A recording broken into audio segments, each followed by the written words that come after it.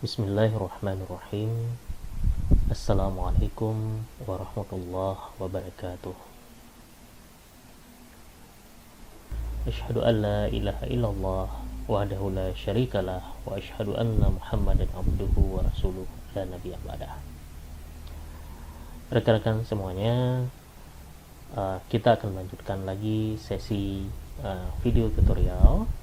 Setelah di pertemuan sebelumnya kita membahas tentang bagaimana menerapkan simple linear regression dengan menggunakan Python, dan hari ini kita melanjutkan lagi sesi regresi yang lebih dalam, yaitu sesi multiple linear regression. Kita akan mempraktekannya dengan menggunakan bahasa pemrograman Python, dan juga kita akan coba membandingkannya dengan tool simulasi RapidMiner. Oke. Sebelum kita melangkah lebih jauh terkait materi kita pada hari ini, alangkah lebih baik kita sedikit mengulang kembali apa perbedaan antara simple linear regression yang sudah kita pelajari sebelumnya dengan multiple linear regression yang akan kita pelajari pada pertemuan hari ini. Sebelumnya sudah sama-sama kita ketahui bahwa regresi itu umumnya digunakan untuk proses prediksi dan peramalan. Nah, tujuannya adalah untuk menemukan suatu fungsi yang bisa memodelkan data yang kita miliki dari dataset yang kita miliki dengan meminimalkan error, gitu ya, atau selisih antara nilai prediksi dengan nilai sebenarnya. Nah, regresi juga dapat kita pandang sebagai alat ukur untuk mengetahui apakah ada perbedaan antara satu variabel dengan variabel yang lain. Nah, dan juga kita bisa tahu apakah ada tingkat perubahan antara suatu variabel terhadap variabel yang lain tersebut. Nah, di pertemuan sebelumnya kita sudah melihat atau kita sudah mempraktekkan simple linear regression. Nah, kita sama-sama tahu formula untuk simple linear regression adalah YI sama dengan Y0 plus B1 kali X1 ditambah dengan epsilon 1, di mana Y-nya itu adalah dependent variabelnya atau akibat dari suatu sebab, gitu ya. X1-nya ini adalah independent variabelnya yang akan diasumsikan menjadi sebab atas suatu hal, gitu ya, yang juga nanti akan mengakibatkan Y, gitu ya, yang dependent variabelnya ini. Kemudian B1 ini adalah koefisien atau proporsi yang kira-kira dapat mengubah nilai X1 tadi.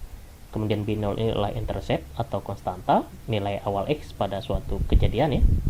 Kemudian epsilonnya adalah random error term atau error dari sebuah model regresi. Oke. Nah, apa perbedaannya dengan multiple linear regression? Nah, kalau kita lihat di sini kita hanya memiliki satu variabel independen dan juga satu variabel dependen.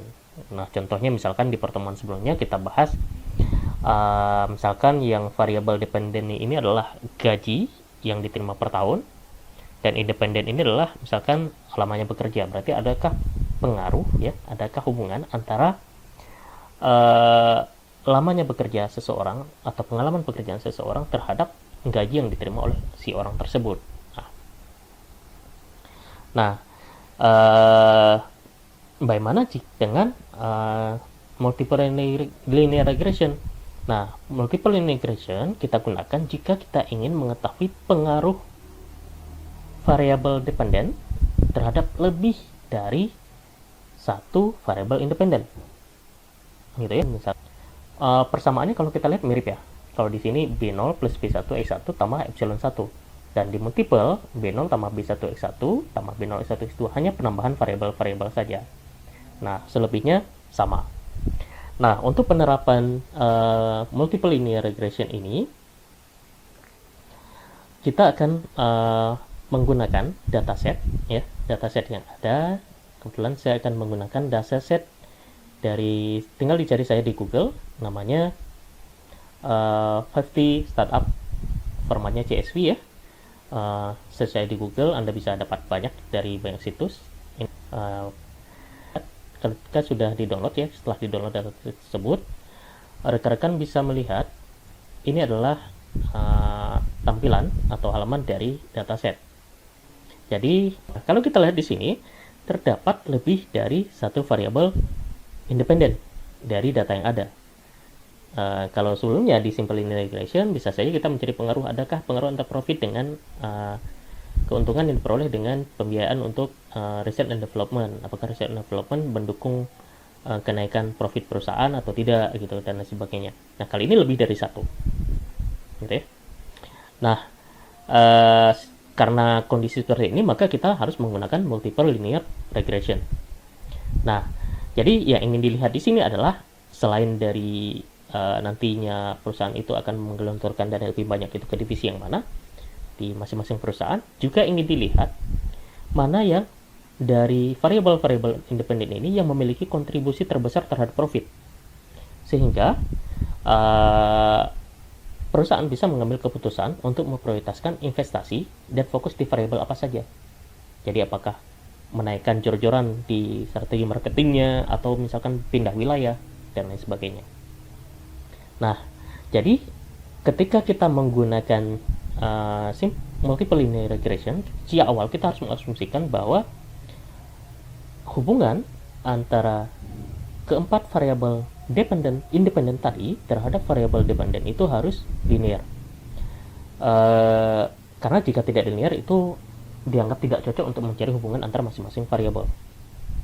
Nah, tentunya kita sudah belajar di materi statistika dasar bahwa hal yang perlu diperhatikan dalam membuat model linear regresi itu adalah variabel dependennya itu harus memenuhi asumsi atau beberapa asumsi lainnya.